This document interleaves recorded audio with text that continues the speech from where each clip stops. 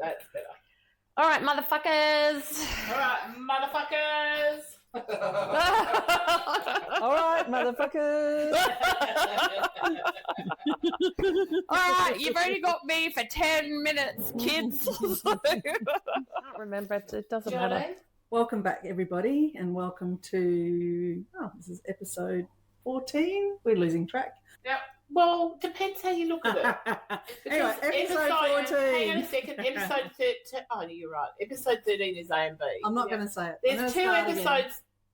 It doesn't matter. The one we filmed last week. It doesn't matter, Cal. It doesn't matter. What happened? Why were there balloons just then? Because we said it's episode 13 and everything. I don't know. Welcome. Just congratulating us, maybe. I don't know. All this living is a constant cycle of fire.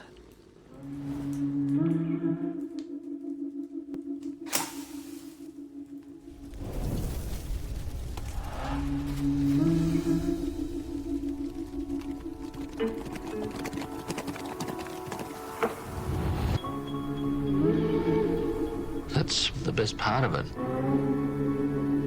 These are moments in time.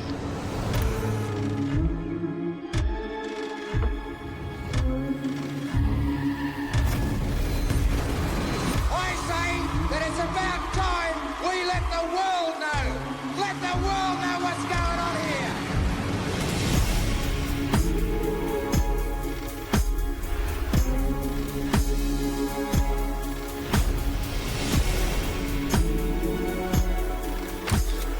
And we will never be separated, the land from the people,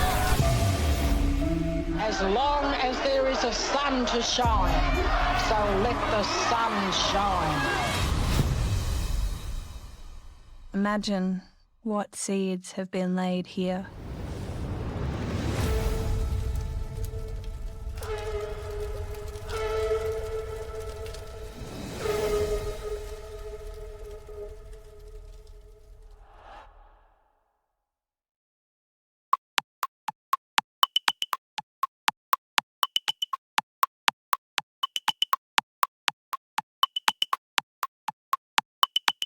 Do it, Kelly. Just Okay. Trading places. look at Gizzy just go. Hello, Gizmo. Are you ready? Okay. Gizzy's ready. Welcome back, everybody, and welcome to, this is episode 14. We're losing track. Yep. Well, depends how you look at it. Anyway, episode 14. Hang on a second. Episode 13. Oh, you're right. Episode 13 is A and B. I'm not going to say it. There's two episodes. It doesn't matter. The one we filmed last week. It doesn't matter, Cal. It doesn't matter. What happened? Why were there balloons just then? Because we said it's Welcome. episode 13 and everything. I don't know. Welcome. Just congratulating us, maybe. I don't know. Weird. I'll start again. We just had balloons on the screen. I don't know whether we're going to see that in the recording, but just No, in I don't case. think Warning, so. warning. Welcome back, everybody. Welcome to Beyond Survival, the place where we get to explore what happens, what is evolving beyond survival. Yes. I'm Geraldine, your host, and Kelly Sharp, co-host, and our super host, who's Gizmo. had enough today already because we are super, super late today. And in the We're background. always running late, but today we're running late by how many hours, Stephanie? in the background. And last but not least, How many hours late are we running today? What time did we're about? We meant to start at 12. Yeah, 3 hours late. we're only hours Hours. late today. Usually we were only an hour late, but today we were exceptionally good at being late. So, And Anyway. we are feeling great for it. yeah, Because because we feel relaxed We've now. We're had so plenty of relaxed that time we've to forgotten get what we were meant to be organised. talking about, right? And I'm going in 5 minutes. And Stephanie Stephanie has to is leave leaving the 5 building minutes. in 5 minutes' Yeah. time. But At least thank she you. set everything up before she left. Yeah. Thank you, before she Stephanie. leaves. So, what are we going to explore this week, Kelly? Well, I believe we're going to revisit the idea of choose love over fear. In reality, what does that mean? Gizzy's being he's got attachment issues.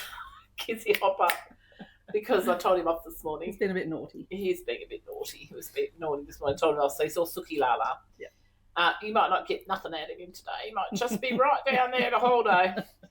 But anyway, so we're going to revisit the idea. We did speak about this before, the beautiful phrase that Lois, you now know and met. And by the way, we got over 10,000 views on that first part A video, and Amazing. B is now also collecting. So whatever we were talking about on that episode you all liked, which was awesome. I think it's the biggest amount of views we've had on a long play. So anyway, she coined the phrase "choose love over fear" every time, and I'm sure we've heard versions of that in the past as well. We mentioned it before, but we didn't do a deep dive on it. We just said, what does it look like to choose love over fear?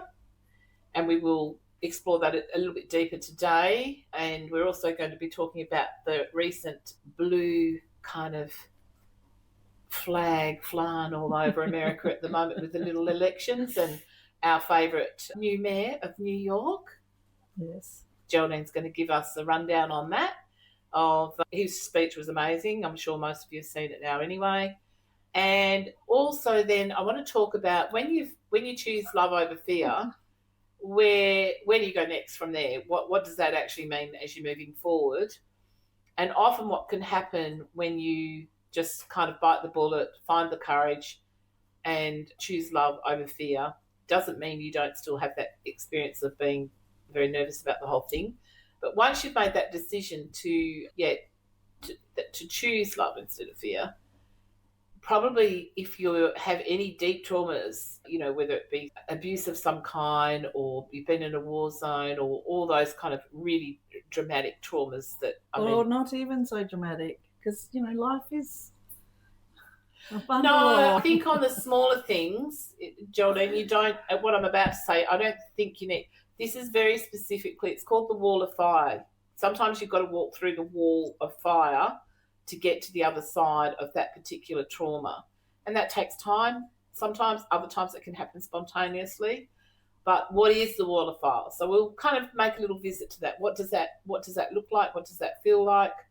And how do you make the choice to walk through the wall of fire? What's the reward, I guess, at the end of the day with choosing that?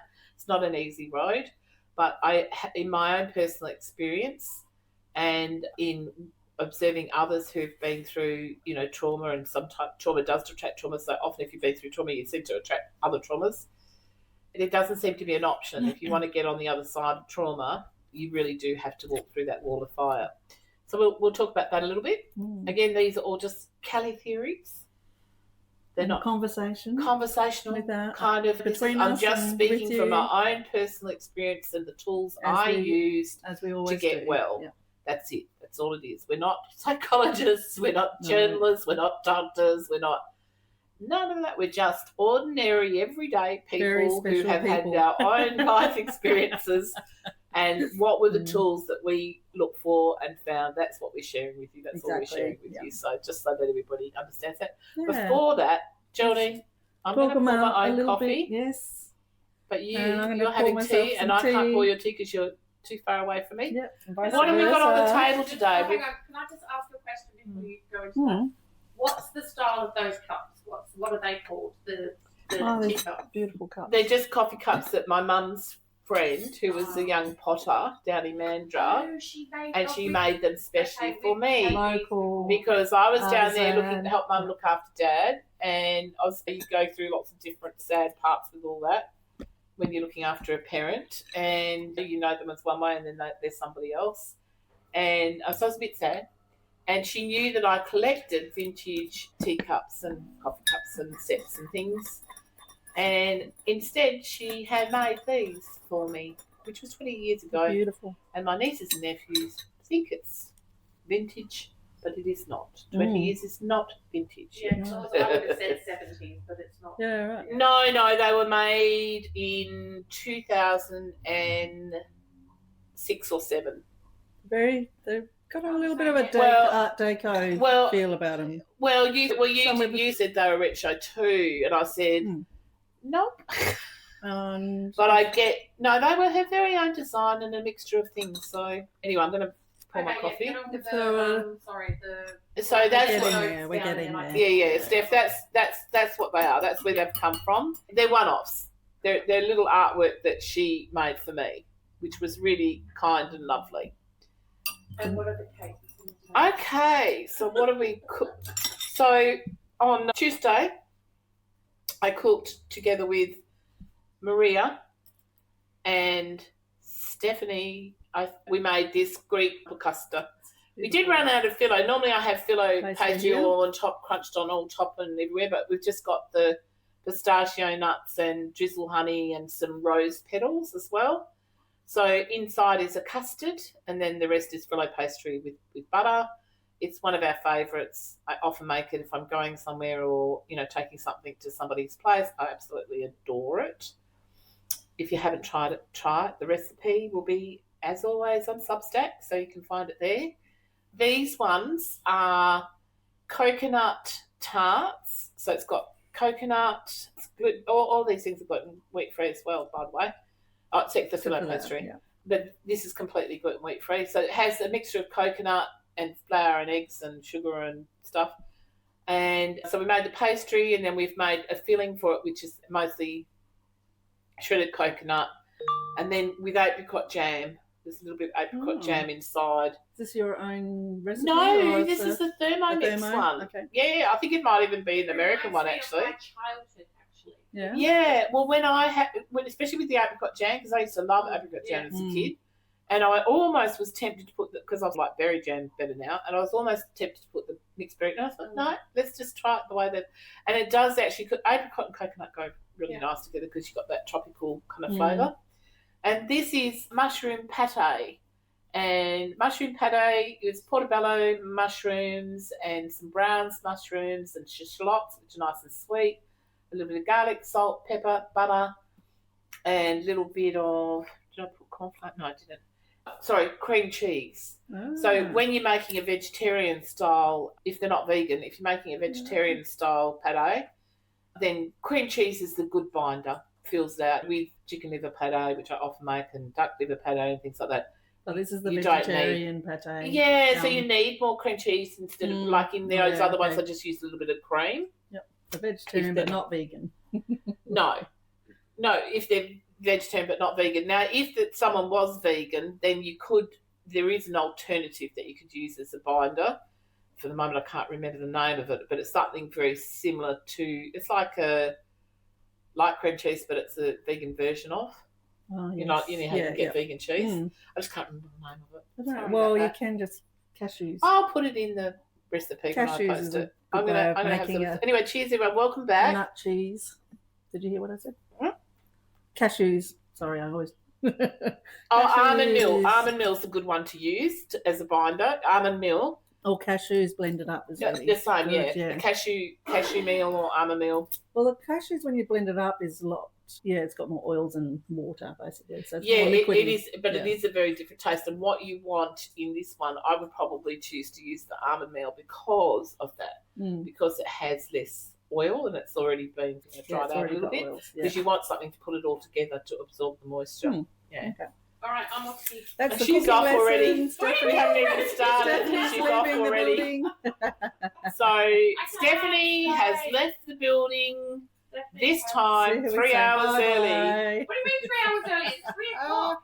But you know what? Before you go, dare I say, do me a favour. Could you do me a favour? I'm always getting Steffi to do me. So I'm always getting everybody. I don't know how to ask without saying, "Do me a favour, guys."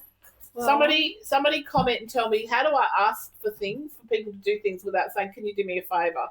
When really what I'm saying, you don't have a choice. I will tell you. Cut me a piece of cake, bitch, because I'm leaving. Can you add a bit more milk and put it in the microwave? And with the microwave, with the lid on, but put a little bit more milk in there. We're generally but do 3. So normally we eat at the end, as you know, but we're all going to have. Shall I cut some for Steph? I'll cut some for Steph, I think, and then should we just, and then we'll. Oh my goodness! Yep. It's always the full table. Ooh. One thing you'll never have to worry if you ever get to come to my house, which is probably never, but if you did, you'll always be greeted with a full table. There's abundance. Of food. Yeah. Abundance of food. Here. Oh, no, she put one there. That's all. Okay. Oh, all right. Put one first, and some. I want to do some pate first. Well, we'll do this then. And we'll have that last, Geraldine. All right. So when I make any pate at all, I don't use Dad wrap like they tell you to, or whatever. all you have to do is melt some butter and pour it on and it seals it. And that means then, especially with meat patés, it'll last in your fridge for a good 6 weeks, as long as you don't break the butter. And that's a handy thing because we don't often eat a whole thing of pâté, do we? Mm-mm. Do you want... I might just take a few. I'm not sure. Are they gluten-free biscuits by chance? They are. Mm-hmm. Indeed they are. Very good. Yeah. They're just those rice ones, you know? Okay. Geraldine, I know how to look after you now. Would you like me to? Yes, anybody who hosts me needs to think gluten-free. It's not that hard, Bon really. appetit. There's a lot of amazing options now that are No, just that's not it. wheat-based. That's pretty much Yeah, it pretty much it. Yeah. for me, anyway. Well, or look, any of the recipes I put on Substack and online that we do here, what I've done is follow. You can just follow any normal recipe, and just wherever it says flour, use gluten Might see you wheat free. tomorrow morning. Bye, darling. Okay. Yes, you might. Oh, almost forgot my cake. Yeah. Don't forget that. After it took us all that energy to. Did you want to take one of these for Baylor? I might yourself? actually. Yep. Take it from the fridge. Ah.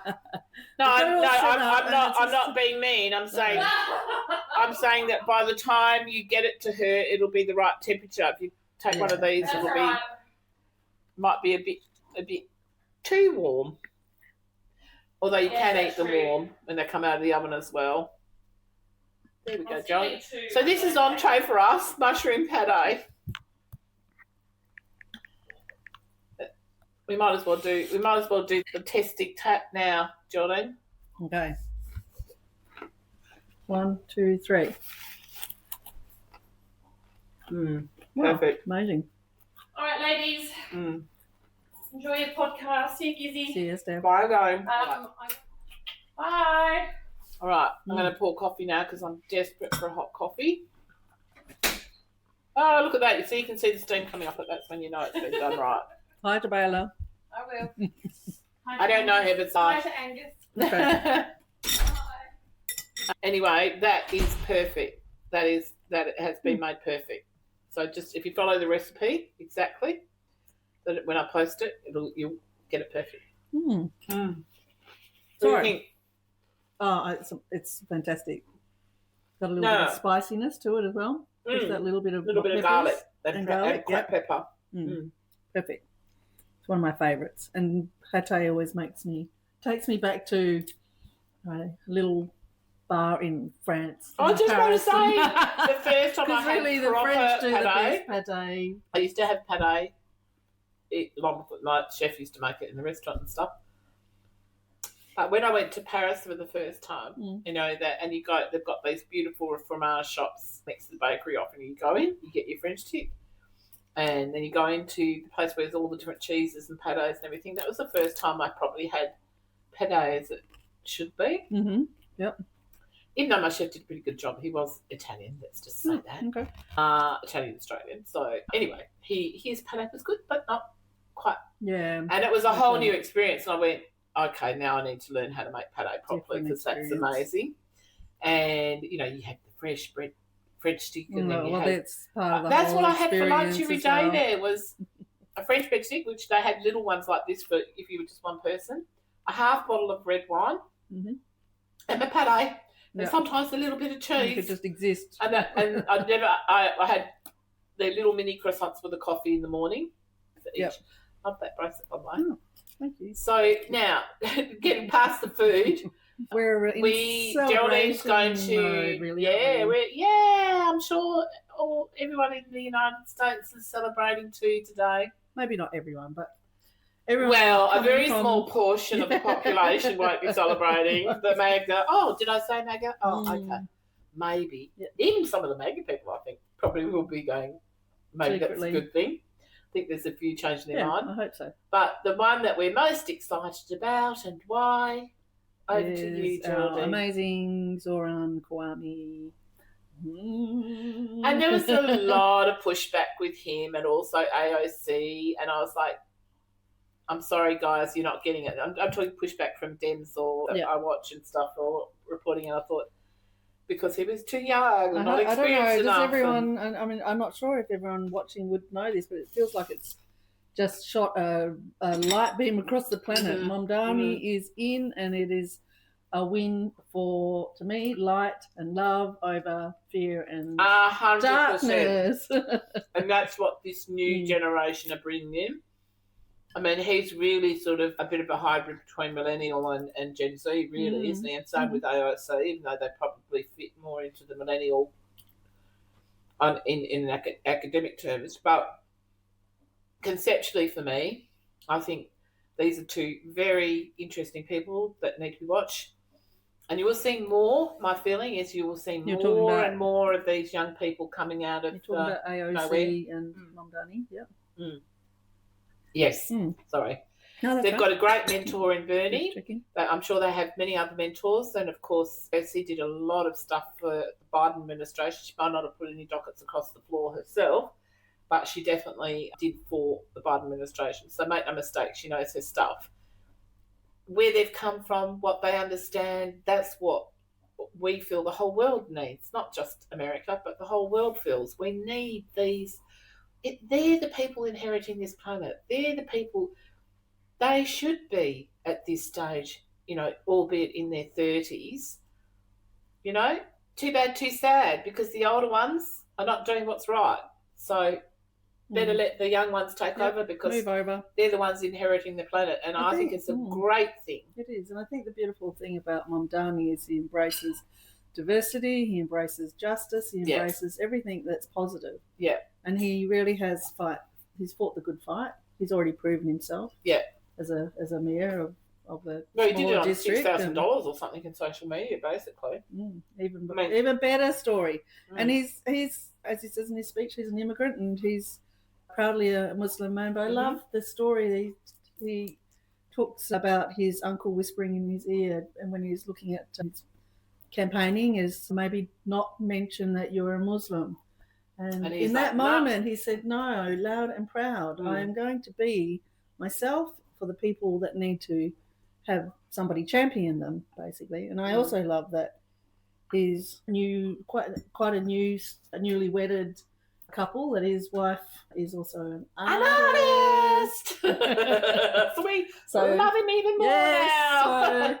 And Rama Duaji is right in the spotlight, but she's a social activist through her art as well, and of course she's even more in our genre, because she's a political of course she's a socially active artist, because she's born in the US, and family from Syria and Palestinian background, and I didn't know all that. Like a lot of our didn't know about her Indigenous people right across the planet, but I've heard it certainly from some of our First Nation people. It's impossible to not be political as a First Nation person or as an Indigenous person, or somebody who has lost their home to war or to nefariousness. Anyone who's come out of those trauma or war zones, right? Yeah, oppression. Basically, So to basically to find, and I also think Mamdani does say he comes from privilege. He's never lacked anything in his life. He's been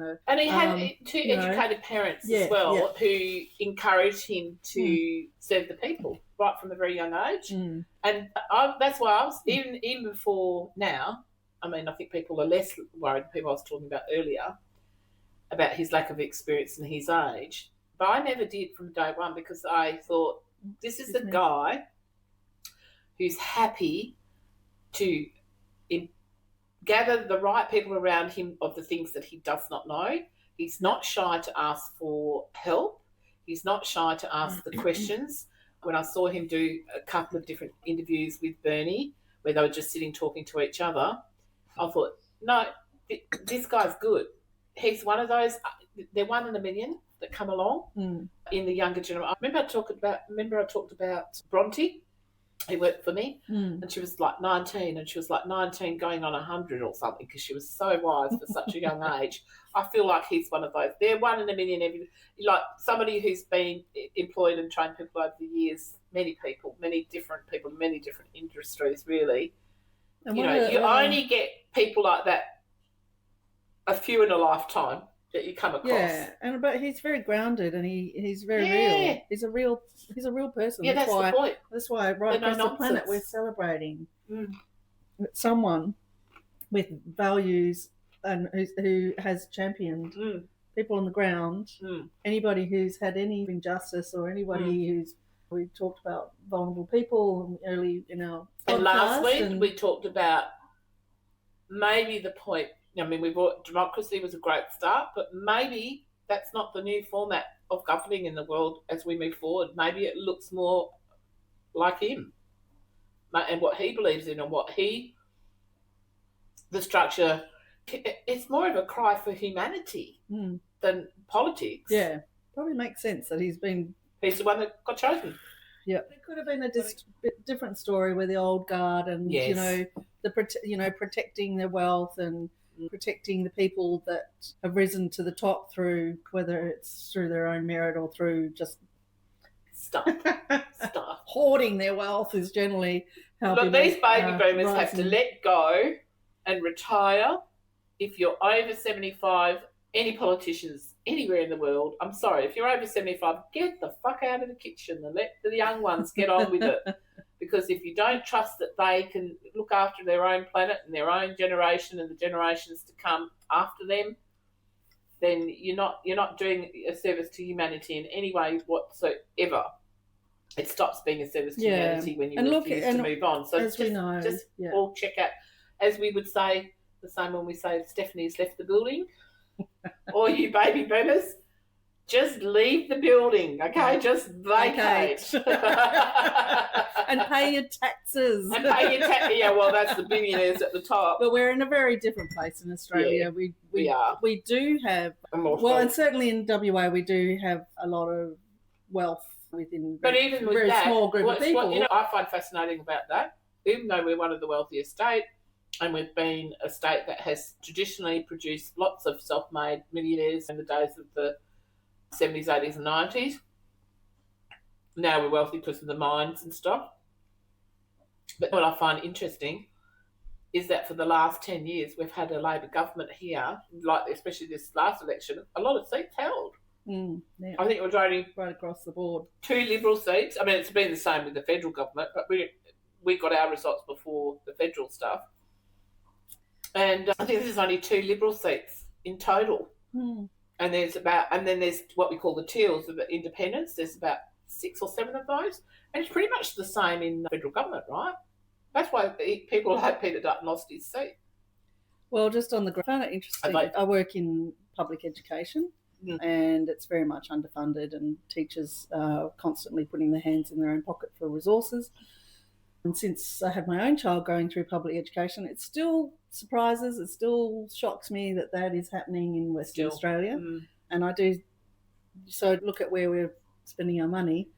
And the announcement, the local news, was that the WA Labor government is pulling money out of the refurbishment of the Perth Convention Centre to buy a private hospital and make it in, and it's a small hospital in Mount Lawley, and make it into a public hospital. My brain is kind of like, why can't we do both those things? I'm not sure. Yeah, that's our youth. That's our future, right? Yeah, that's the future anywhere. If you're not covering education at the even primary school and high school level, or primary school, middle school, high school, as it is today, we are lucky. We have got to a certain point. We have cute. Yeah, so we do have public education that is relatively free or inexpensive. But at the same time, I could go on about that. I know how it works there, John.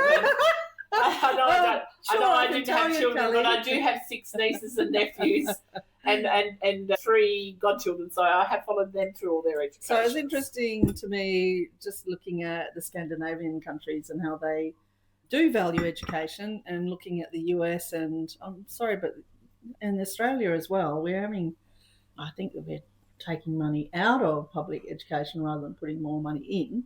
In the Scandinavian countries, certainly, I know in Sweden, because I talked to a friend who lives in Sweden, shout out to Vin, and basically every child gets a certain amount of money to take it to the school that their family want them to go to. So so they get choice. Everyone has the same amount of money and they have choice, and it means that the quality. Whereas here it depends where you live. Yes, kids have to go to whatever local schools are in your precinct. And in Australia, certainly in WA, being public service, they can't advocate for themselves. So the private education, I'm getting on my bandwagon here because I just find it quite ludicrous, the whole system. So the private education, well, I think that's why a lot of parents are taking their kids out and homeschooling in the last 20 years. That's been happening a lot. Slow increase, but has it? Yeah, but it is on the increase. I think that might be other reasons, but yes, there is some failure of education of children, and yeah, we could talk about this for a long time. What I was going to say is that the private schools lobby the government, and the public schools not supposed to lobby government, so they're going backwards, and you can see it in real time. And Julia Gillard was the last Prime Minister to put a lot of money, and that was into infrastructure of education facilities. She was also Australia. the one that came up with the idea of NDIS. NDIS is basically a government funding body for people with disabilities so that they can stay in their homes with support workers in their homes, rather than what was changed now, or within family homes. And then that was Gillard who set all that up, and then all the rest of the governments followed through. Yeah, and I would not be here today doing what I'm doing if I didn't have the support that I have from people like Geraldine and I've talked about the other girls.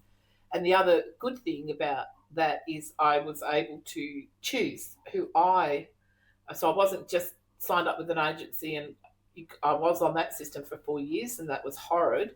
You didn't get a say about hours or who you got coming here. They just would turn up. It was horrid. On the NDIS system, the most important thing is that the power comes back to the person, so that we can choose who we want to have working here, what hours, at what times of the day and everything. And it's been absolutely life-changing for me. I've been on it for 4 years now, and I've been able to get back to doing some art, do this podcast to help other artists. I've been able to, just be more mentally, emotionally and physically well than I was the previous 4 years to that. To be more part of communal life, which is something 100%. That you were missing out on. So NDIS is a very good story, and I can come back to Mamdani and the fact that he's a Democrat Socialist, and I must say that I am elated. This is me elated, everybody. In your opinion, what do you think? Well, because being a mayor, where could he go from that position, do you think? Well, I hope that he just keeps going up, but I think he's got a lot of work ahead of him as the mayor of New York. But what a great way to start at the age of 34. It's a bit like AOC's story, isn't it? Yeah. She started really young. She came from being a waitress, and she really understood the people at the ground level, and that's what it's all about. That's what I feel. Not just the Republican Party, but also the Dems have also just ignored it, given it lip service, but not actually engaged with it or really helped them in a meaningful way. And that's why the people who voted for Trump the second time round from the first time round was because they did have the experience of feeling like they were doing better financially. I'm talking about people in their own business and stuff, but that's not enough. Can't just be people who are, setting up small business or whatever. Well, it did look... It has to be people who are working for those small businesses because, especially in America, the pay is atrocious. Exactly. We've always looked at it as we've always called, America, well, they have a working poor situation where more than 50% of it's risen over the years, of course, they could be working full-time jobs and still not be able to pay their bills. That's insane. Yeah. And that's one... And that's not living out of... And that's on Army's... they're not trying to live on a champagne budget with a beer wage. Just to pay the bills on a beer wage. They can't afford the beer. And that's on Mamdani's campaign, was to have a minimum wage of, I think it was $30 basically. I know that Biden did put the minimum wage. It might have been Kamala Harris' steam behind it, but it was raised up to $15 something an hour.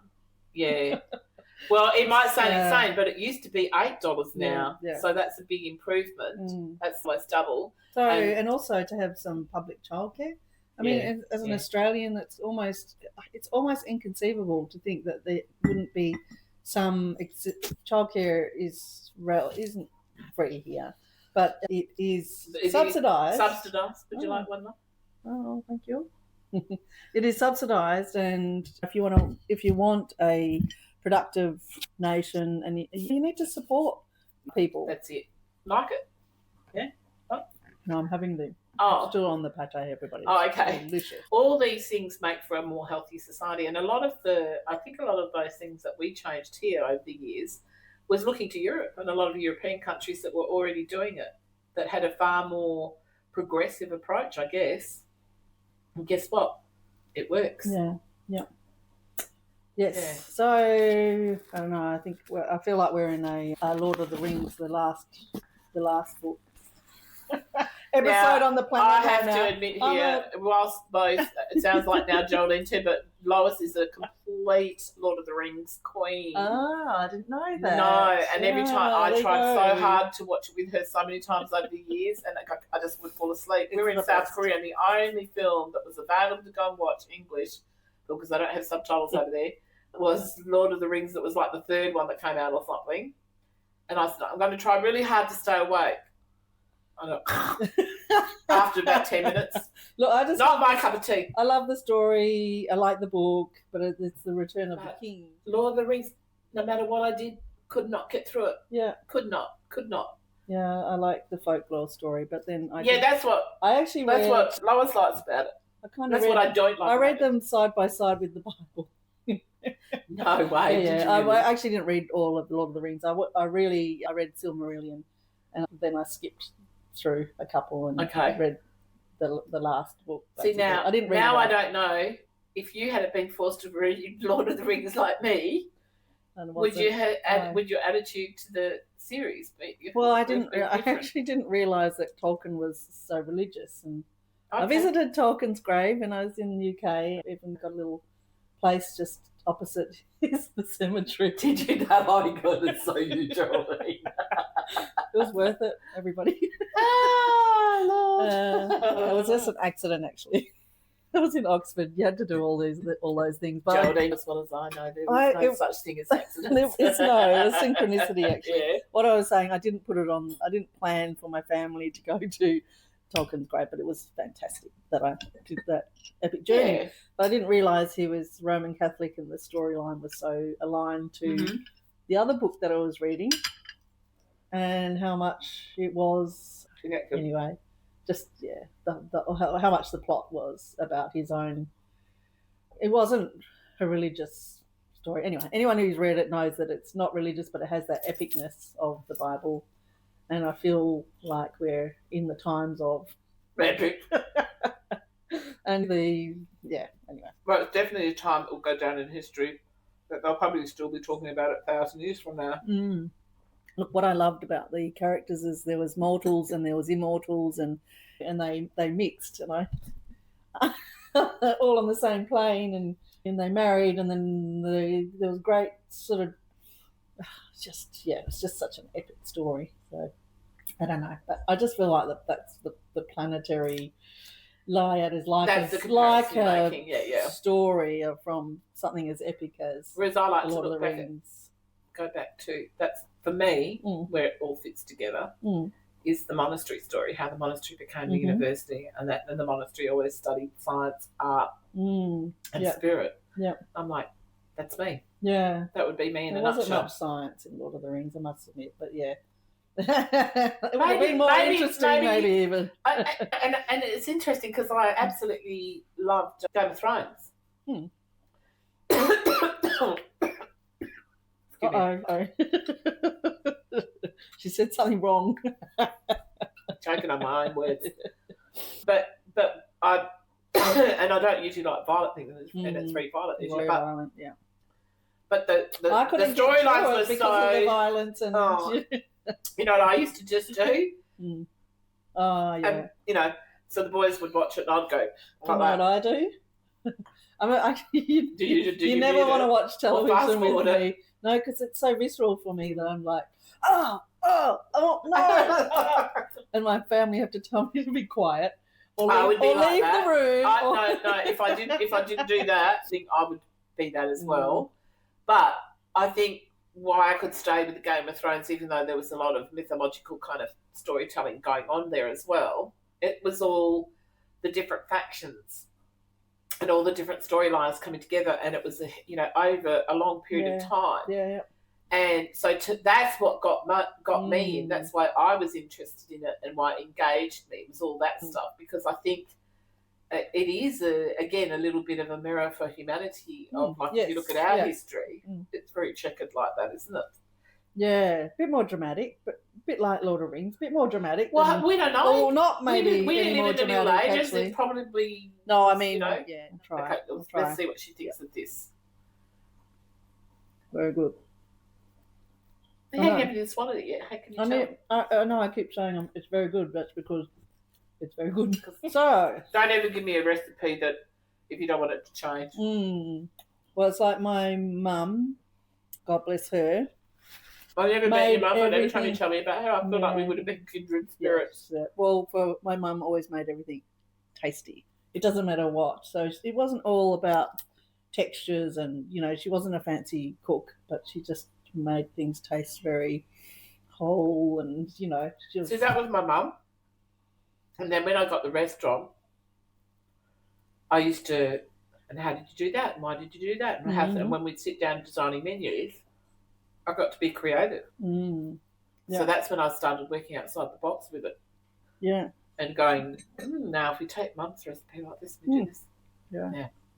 I remember one Christmas Eve, the chef was ill. And not most of the prep had been done, but we had a big function coming in of 34 people for a sit-down Christmas dinner. And he hadn't made the pudding, and he meant to make the pudding about 6 weeks before. Whoops. Yeah. So I rang Mum at midnight, her time. And she had to stay on the phone for 4 hours with me while I cooked in the kitchen. Oh, wow. So I said, I need you to give me a quick recipe for this pudding that I can serve tomorrow night. Well, and she did, and we did it, Well, I think my mum would have done the same. I don't know if I would do the same as a mum. Not that I'm not a dedicated mum, but I was going to say, you're a pretty good cook yourself. You like to cook, and you've got the little thermy now, which always helps. Yeah, no, I just think it's the thoughtfulness of our mums. I'm not saying I'm not a thoughtful mum, because I am in different ways, but the material support. You're an extraordinarily thoughtful mum. I'm always blown away by your relationship with your son. You guys have the most amazing relationship. Well, I'm pretty lucky. Excuse me, son. everyone. Right, so the wall of fire.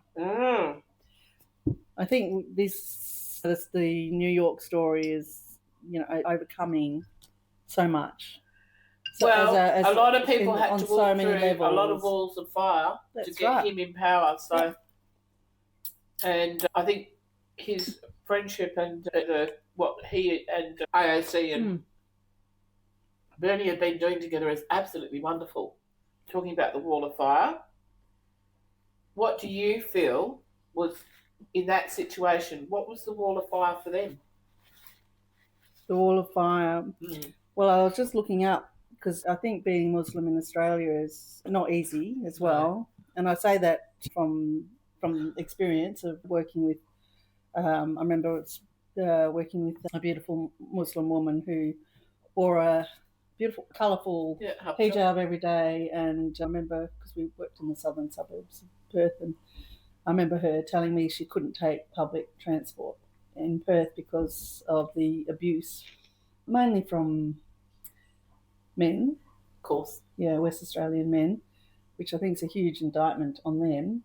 But to not feel safe as a woman just because you wore something that obviously is about misunderstanding or not understanding or ignorance, or, I mean, it's all negatives. It's all coming from and negatives. It was sort of, I think, and really that's still, well, a lot of that went on to steroids after 9/11, and it really didn't calm down for a very long time. And even though it's coming out, it's still there, it's still present. This is Fatima Payman. So there's two West Australian senators who are Muslim and very strong women. But I did follow after she crossed Parliament Across the floor. Yeah, across the floor, thank you, on the Palestinian two-state. And and Labor were terrible towards her. She was Labor, and then she went independent after that. She had to. Had a choice. She didn't. She was cut from them and yet whatever 2 years later they made not too long afterwards they were talking about that, and it was. But I think it's because she's wearing a hijab. I don't think it was because she was. Can't see past it. So maybe where we're going in the future, I hope it looks like, this is what my hope and prayer is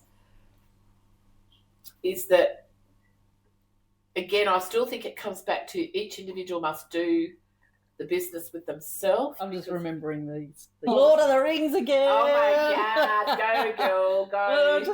Give me your Lord of the Rings reference. Oh, just the story of Ardern and Arwen, which was one of my favourite stories, and it's he's immortal and she's the elf maiden, basically, immortal.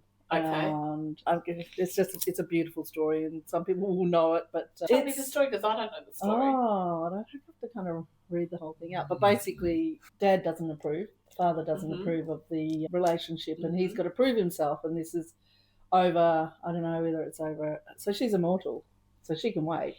Okay. Good and finally, he proves himself to Welland's father. I'm just trying to remember his name. And of course, there's the dark forces of Zohran. There's all this amazing backdrop. But what I love about it is she becomes mortal through the marriage and through the whole story. And then sounds like a different version of the Adam and Eve story. And did she of course, get blamed in the end? No, but she lives a good long life. But he obviously dies before her. Okay, and that was just basically was foreseen. Of course, you see that in the movies. That's the beautiful thing about the Lord of the Rings is the story is woven past, present, future. I feel like it's a futuristic way of telling stories because it seems like a lot of people learn to tell stories that way. Anyway, I digress. So she dies. It's a great. She dies. So he dies. He proves himself, and he lives well, and then she goes on as a mortal, from being immortal to being mortal, and wandering the woods and having a good life. So she dies well, and he lives well, and I just feel like that's. I don't know. There's just the poetry of that whole story is. Just crumbles me. Translate that to now for me. The state of humanity. Well, in that we have. That we need to live well and live our lives well and prove ourselves on. And unfortunately, most people are being prevented from doing that because of governing. I'm going to blame all the even democratic governing has not been successful. Really, at the end, it's been somewhat successful, but and a better model than what was before. But I think it's had its day in the sun. I think we need to think of something even more elevated than that. And let's get rid of this suppressing of via political correctness. I think the biggest, the most damaging thing that democracy gave humanity was this idea that by weaponising PC we would be better for it, but it was the opposite. Because what you did, and why you're seeing the uprising of people, the MAGA movement, for example, and other movements around the world is similar, is because, again, as I said to Malcolm last week, we have to stop weaponising PC. It's our fault. We became the oppressor, right? In that storyline, we became the oppressors, and proud of it. And that's not okay. You can't. It's any kind of oppression is not okay. Any kind of exactly. Because eventually it will bubble, twirl, and trouble. If you want to put it back into mythological stories, let's do the witchy poo thing. I'm far more on board with that. And again, these are collective walls of fire that I believe humanity are going to have to walk through together. So you do your business individually first. And then there's going to be many community and larger collective consciousness that we're going to have to say, okay, we need to do our business with this. This is another wall of fire. It's a painful process, walls of fire to walk through, but sometimes there's no way over, around, or under. And I You're tend going to to go think, through the wall of fire. that's it, because I think what happens is we go, oh, it's a bit too tricky. I'm going to go around this way. And then Maybe what later. happens, we just go around again, and we go around again.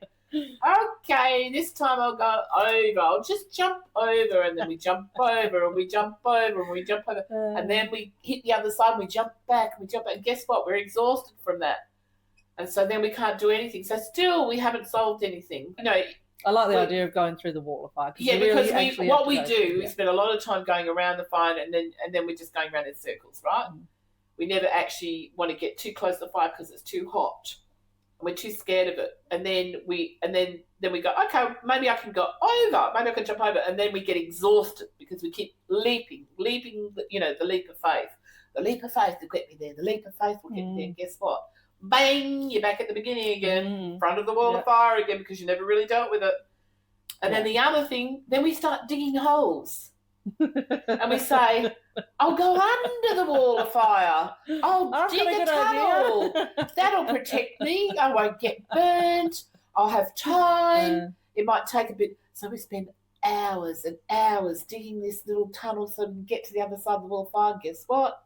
We get exhausted again. Sorry, everybody. You're not and guess what? Yet. When you come up over the other side, there's the wall of fire right behind you still. Oh, yeah. And you can't escape it. You can't keep going forward because you've got that wall of fire that's just going to follow you all the way you go. So in a storytelling way, I think that kind of explains it. And so until you're prepared to stand in front of the fire, and there is some, in some cultures, you know, where they walk across the coals. Yeah. It's a similar sort of thinking. I've done that, yeah. Yeah, how did you go with it? It was easy, everybody. Yeah, I wonder what they do. I've never done it, but I always think, I'm not going to recommend it. did they put ice on their feet? No, it was in a very controlled, it was a yoga retreat situation, and it was very safe. They made it safe. It wasn't there is quite a few cultures with it. Yeah, where they really do it. It's a long one. Yeah. It wasn't. It was a short, and short one. They really do it. Like, I think if you go back to more traditional cultures like rainforest kind of people, that, you know, that they were doing that right back then, weren't they? Yeah. I think it was another part of their we, ceremony stuff. Yeah, I'm sure there's lots of cultures that have. Yeah, indigenous cultures I'm talking about, basically. So okay, so I want to Google it now, but I'm not. No, I think I'm right on there's that quite a lot of different cultures. Yeah, basically. I think a lot of indigenous cultures have a format of that, including yoga culture. Yeah. Look, I mean, just in the physical, nothing scares me more than fire. I don't know why. Okay. You can send me out in a storm. Yeah. You can send me out with lightning. You can. There's many situations from nature that I'm happy to walk into, but fire, I've always gone. Yeah, same. Because the heat comes off it, right? And I think that's why I like the term, and I coined the term for me as far as I'm concerned, the wall of fire. And I'm like, oh, here we go. Here's another wall of fire. I'm just going to have to take a deep breath and just walk it. And the surprising thing is about that, all that time we spend going around, over, under, we are so exhausted that we then can't do anything. And sometimes that's good in that exhausted state, you surrender. Mm. And then you walk through the fire and you go, oh, God, I can't believe I made such a big deal about that for the last 10 years. Mm. It wasn't... Sometimes it is a big deal, though. But quite often you get to the other side and you go... No, that's the illusion. Mm. It's the illusion that holds us in the space of believing. I think a little bit of coconut keeps getting in my throat. Okay. Keep drinking. Excuse me. So, no, I think that's the illusion that we buy into, that because it's fierce, that it has to be worse than going around and round and round in circles, or going underground and coming up the other side absolutely exhausted and still achieve nothing, or trying to keep going over wasting it. All that time. All that energy and all time. All those resources. And all when those really, years. what you learn about the wall of fire is when you find the courage to walk through the wall of fire, it's quite quick. Yeah. Once you make that dive and you go, just do it, just go through it. Just it doesn't mean it's not going to be painful. That's why. But the pain is for seconds. compared to the pain of years of going around. Because what I'm talking about now is when you look at people who keep doing the same thing expecting a different outcome. That baffles me, and it always has. I'm not someone who's gone round and round in circles. I'm the one who digs the hole. Oh, what do I do? Sometimes I've tried to jump, and then I think I realised that actually it's a lot easier for me to dig the hole. Yeah. But neither of those three solutions are good. I think they're a distraction. Crab crawl a lot, you know. So you go even slow. You go around a sense, but slowly. So it seems just trying painful. to find the edges so I can just get around. Yeah, very painful. That's very painful. So they're far more. All those three solutions are so much more painful than maybe the seconds of heat that you feel going through the wall of fire, right? And it's so funny because I can on almost every situation that I've had to do the wall of fire, and you'd think I'd learn, but I still end up having to do all the other stuff first when it's a new issue before I work out, oh, that's right, wall of fire, just do it, Kel, just do it. Just take a leap of faith and just go. So for me, that's the wall of fire. Just remember when you have one of those dark situations that you have to deal with within yourself or even with what life has perpetrated on you, you're still the one who's holding it. So you still have to process your own, find your own forgiveness within all of that and compassion. And just say, fuck it. So that's why I just go, I have these little talks to myself when the next wall of fire comes up and go, just fuck it, just do it, Kelly. You know how this all works. You're going to waste time and go round and round in circles, or you're just going to, or you're going to dig that hole, or you're just going to go. Do the self-talk. Just do the self-talk, and my self-talk is, fuck it, just do it, just go. and when I make that decision, I do that, oh my God, the relief and the difference is, and I'm always surprised how much time you wasted. Yeah.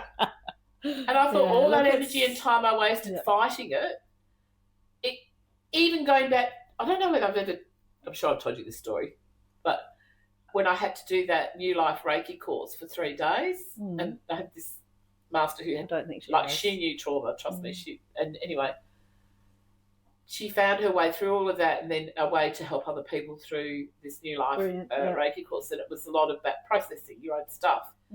And the first thing that she says, well, the first thing we're all going to do is learn how to love ourselves again.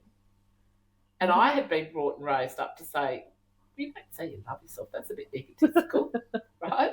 Got tickets on yourself. Took me a long time ago, I was in my 20s, late 20s maybe. And I just said, that's a bit egotistical. I won't be doing that. Yeah, well, that's what I said. It's actually the reverse, isn't it? It is. Ego. But I didn't know that at the time. I had been growing up in a household of, you never say that. You never say you love yourself. That's very egotistical. Well, yeah, it wasn't in our... You love other people, you help other people, you do for other people, but you don't love yourself and you don't do for yourself. Put other people first, right? And then I sort of, after that New Life Reiki course, and I'll tell you why in a minute, but I started believing, serve God, yourself, and then others. You truly can't serve others until you serve God and yourself first. Whatever your version of that is, as I said to you, I might use the word God, but it's just language. I'm not actually religious in any way. I'm more interested in the state of humanity and the spirit of humanity. What does that look like as we move forward as a collective consciousness? Can we be better race of beings? And I believe we can, and I believe that's actually where we need to go. But so the last day, I kept running out of the room, and I've never been so embarrassed because I kept running out of the room because I needed to reach. Oh, wow. Yeah, I kept vomiting. That's the response I have when I'm uncomfortable with something. I vomit. Wow. Done it since I was a child, apparently. And then on the last day, the thing that we had to do was do a healing, a self-healing on yourself. You weren't allowed to do a healing on someone else until you'd done one on yourself. And so she takes you through this guided meditation. Anyway, so I had the moment where I went, I actually do love myself. And I thought, this is the most natural thing in the world. Can't believe. So I came out of the meditation and said out loud, disturbing the whole class, I said, so that's it, I'm saying to her? I said, that's it? You mean I've been fighting my whole life, fighting something that is the most natural thing in the world, to love yourself? And she just went, and she goes, shh.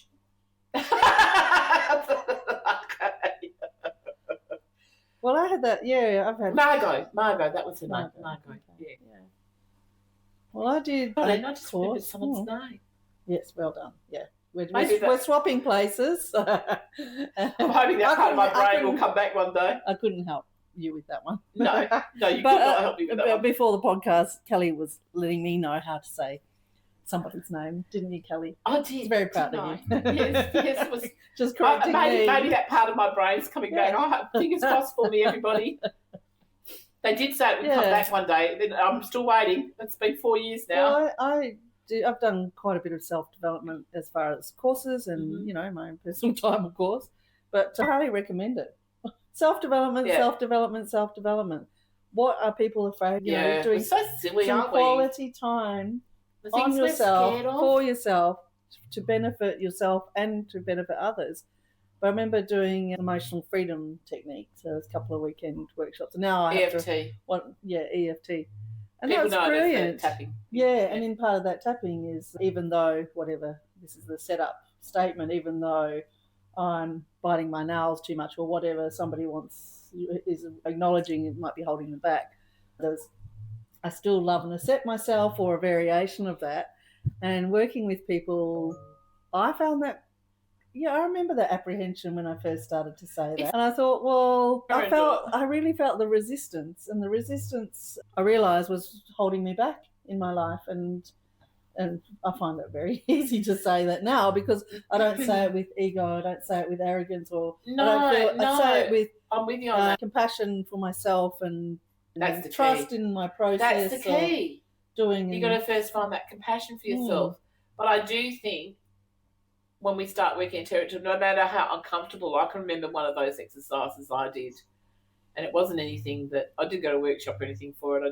I just one day was standing in front of the mirror, and I thought I'd look in the mirror. I had that experience when I was young, 8, 9, 10 years old. That was when I was being abused, so it was just normal, I think, to look in the mirror and go, I don't know who I am, think, I don't recognise that person in the mirror. Yeah.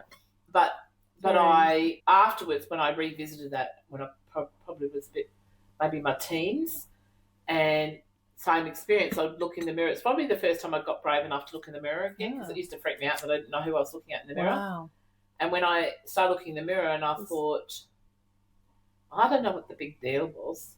So it's like, I see you. You identified with yourself. Yeah, again. that, I think I was about 14. That was interesting, because that's when I shut down all the spiritual doors and just wanted to go out and be a teenager. And it was a very deliberate conscious. It came from that moment of just looking around and going, I don't know what the big deal was. I know who you are, and I think you're pretty cool. Well, self-acceptance. But again, it was a spontaneous thing. It wasn't a forced thing. It wasn't something you can make happen. Yeah. And I think a lot of the time when we do these personal development things, doesn't matter what vehicle you use for that, we can say, oh, I've done that business and move on, but actually you haven't done the business with it.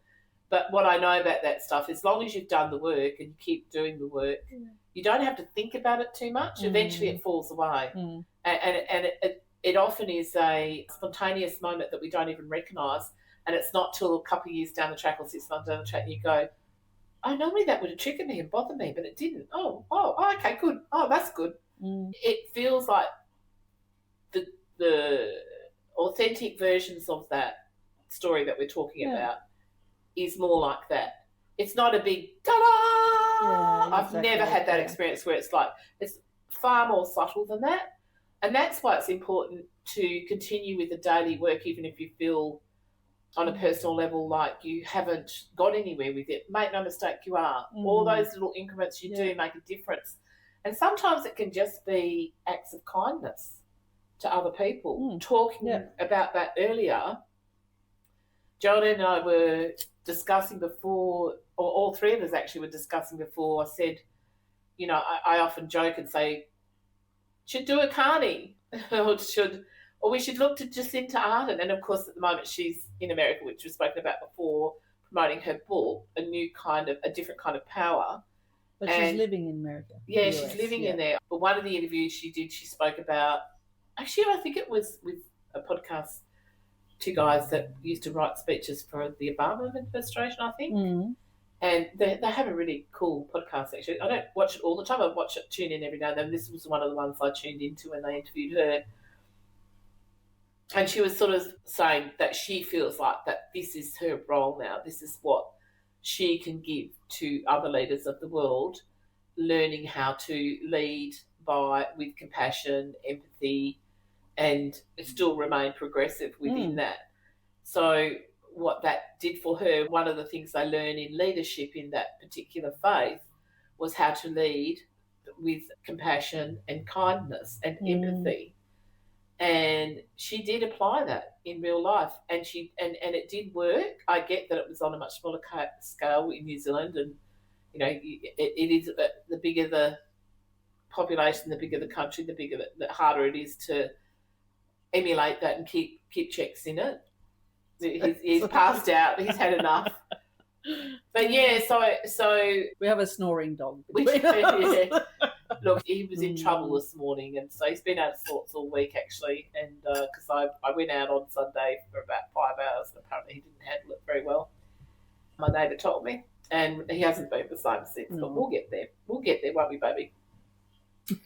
And so now he's passed out because it's the first time he's been relaxed in about 4 days. Yeah. Gizmo loves our podcast. Yeah, and then as soon as I get in, he comes and sits, and he knows that Geraldine's coming. Yep. And he's waiting for he's a beautiful, beautiful boy, really. And anyway, but talking back to, so maybe moving forward, people like Carney, and if we listen to people like Jacinda Ardern, and if we pay more attention, or even, our lovely little New York Mamdani. She came in this morning. She comes up to my room and she goes, Mamdani. And I said, yes, Mamdani, I'm with you. I think what you're seeing is a possibility of a new style of governing, and I love it. And I look forward to seeing where he goes and who follows him. And I can see an uprising of younger people like him and like AOC being the new style of governing. And that's a good thing. That's a good thing. It needs to be emulated and duplicated around the globe. Yeah, it's a holy and maybe we'll find a new kind of democracy that isn't fragile, that has real staying power. Yeah. What's keeping the American kind of it's not democracy keeping them alive. Certainly not the Dems keeping it alive, or the Democratic Party I'm talking about. I think it's the people, because they're so resilient. Of course, yeah. And it's grassroots stuff. And maybe that's where it needs to go before it finds a new voice. What does a new style of governing look like? I don't know. But I hope it looks something like Mamdani. We love you, Mamdani. I know that you'll probably never see this podcast, but we love you. You're a good example to the world, love. Thank you very much for that, for being an example to the rest of the world. We are all going to learn from you. Yeah, it's regenerative stuff, and it's beautiful. It's really, truly beautiful. Yeah, it's a light in the darkness. Yes. Basically. And on that note, we could probably wrap up. Are you going to wrap up? Well, we haven't had any of this, but no. We can have some of that. We must have some of that as a final wrap up thing. But this is my favourite, one of my favourite desserts to have. I really love it. Listen to that resonance. Don't do it again. You might crack it. I don't think I did this time. Oh my gosh, so good, guys! Out of all our recipes that we've given over the last 12 weeks. By the way, thanks everybody. We seem to every day get a couple more 100 subscribers, so thank you for that. Yep. It's not bad for a 12 weeks work. But anyway, this one you must make and you must try. Greek focaccia. And it is so good. So good. So, there you go. Very early That's days. just the custard She's trying to poison me. I can't do it. There's no nuts on top. Otherwise, there's no pastry. Okay, Mum. If I could find wheat-free fillet pastry, I would prefer that.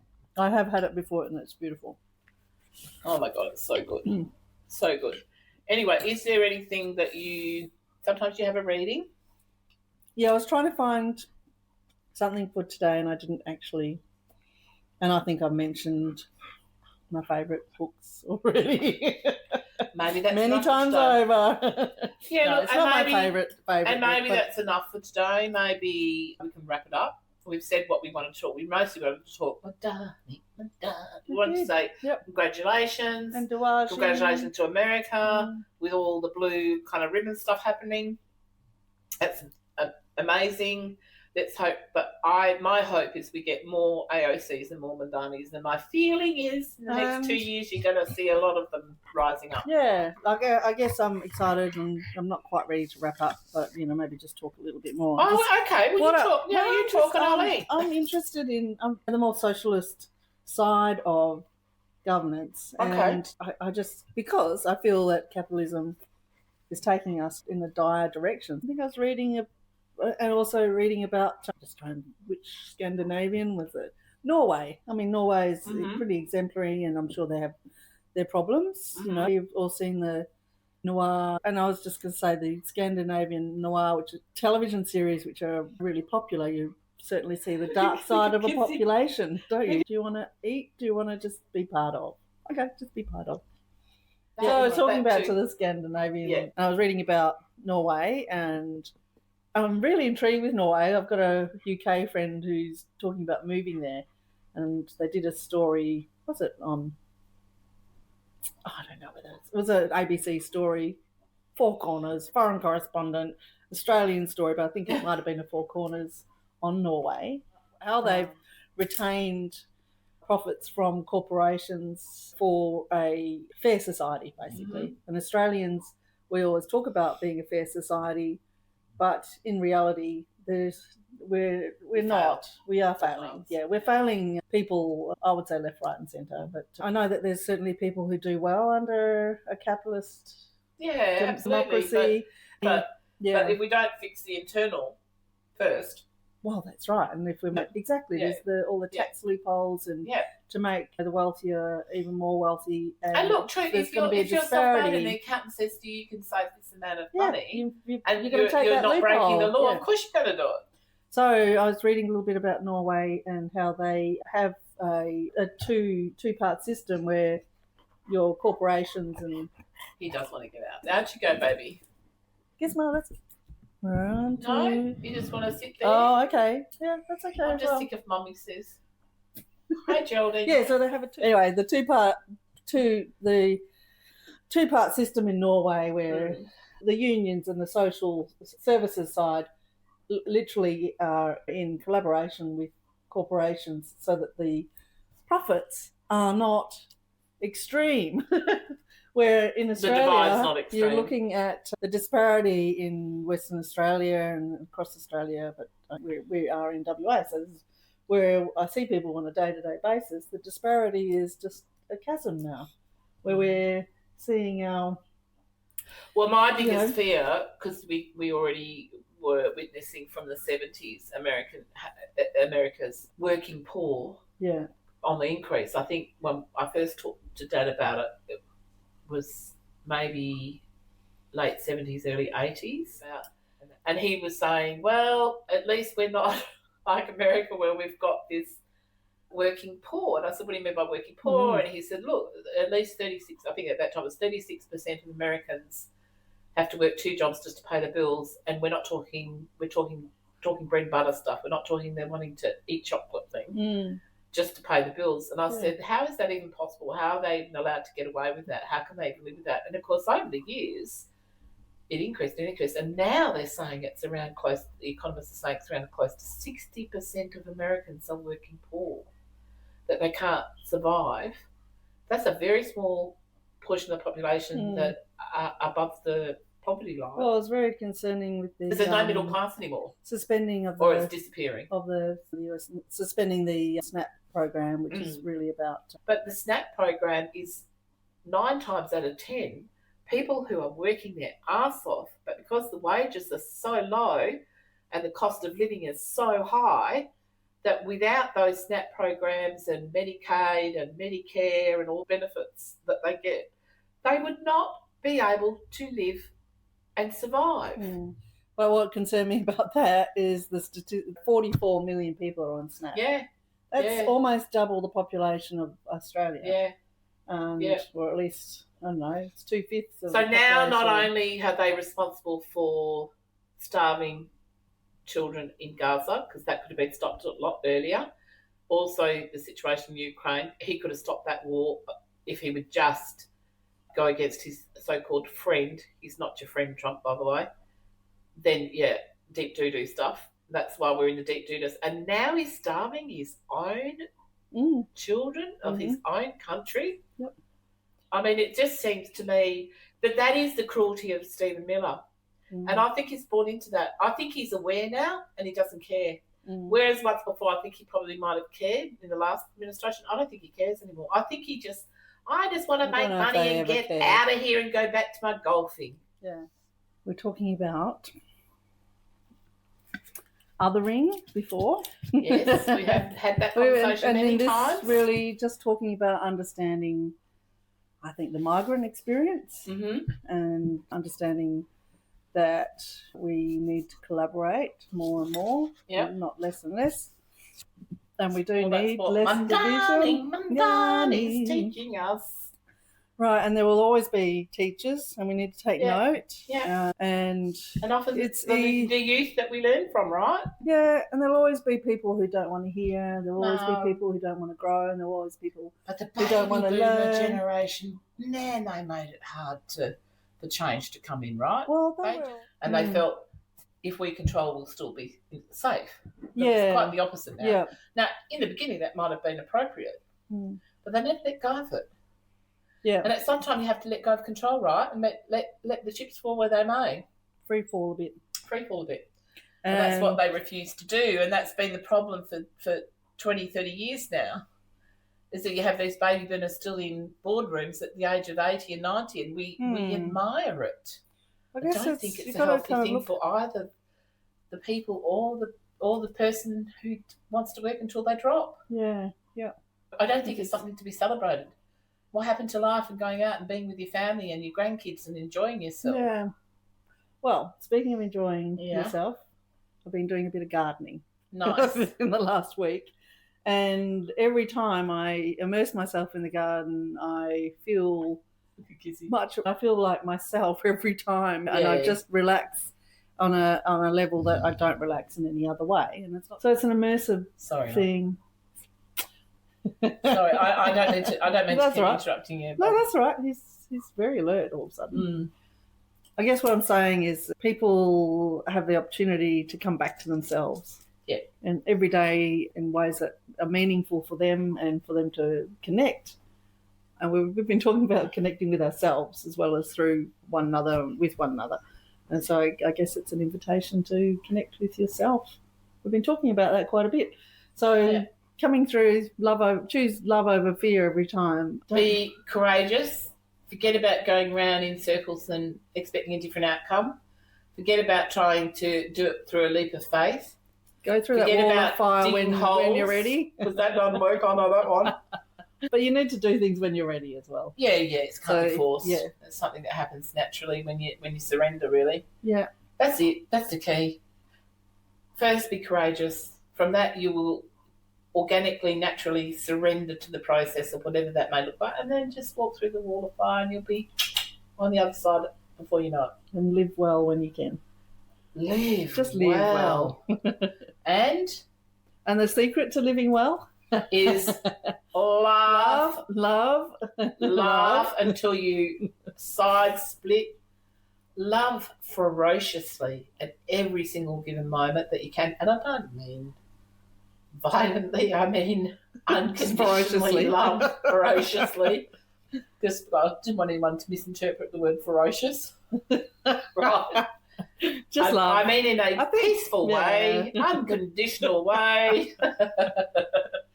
Love. And love, then, love. No. And then keep breathing. Do your little yoga breath, everybody. Anyway. You'll look younger for Laugh, love and breathe, and then love. Enjoy.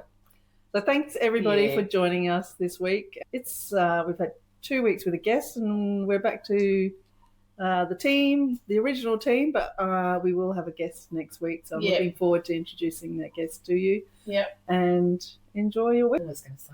Thank you, everyone. Thanks for joining thank you, everyone. us. And thank you for all the new subscribers. We really appreciate it. You know, we've had a number of different little videos and big videos go viral now. This is all walking towards being able to become, hopefully, sometime soon, monetised so that we can help other people, help artists. That's really what it's all about. It's a non-profit organisation, as you know. I hope you've all been enjoying the incredible artists that we've been Kelly's showcasing. been presenting and editing into each of our episodes. So keep enjoying. Because for me, art comes first, guys. Yes. And I feel like I have left that at the door a little bit through this podcast. So now in the last 4 episodes, I feel like I'm re-engaging with that, which is nice. And lots of lovely little things have happened because of reaching out again to different people about, different artists about different things. And I don't know, there's some nice things. Yeah, diving into the deep world of our culture, artists and our culture. And activism. Yeah.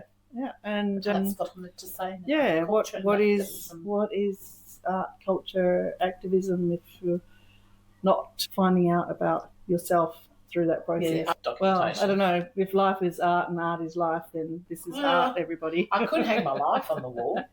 That might serve some purpose. Okay, well, thanks for joining us. Yeah, thanks, everyone. And we'll see you next week. Being here, being with you. Thanks for joining us at our table. Cheers. Footage as well. So it's been a really fun process. It was a work that I felt like a solution to some problems that I have as a poet, which is, I often write lines that then never end up anywhere.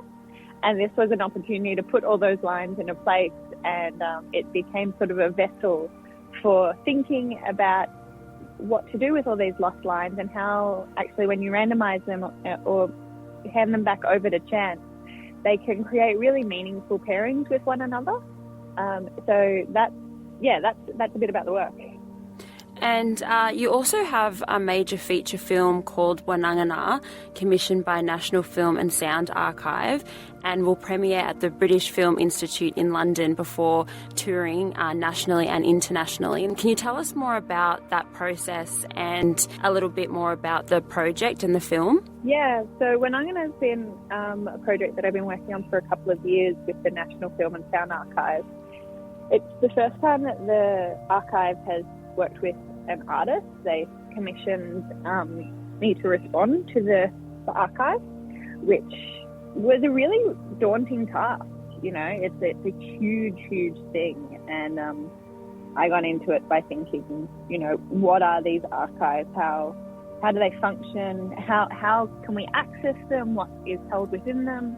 And that was a lot of questions that I really struggled to find the answers to, which was what informed the work. The work is very much about archival inheritances and how, as blackfellas, these archives have often been used as tools against us. Audiovisual collections have been created, so often without the consent of our mob.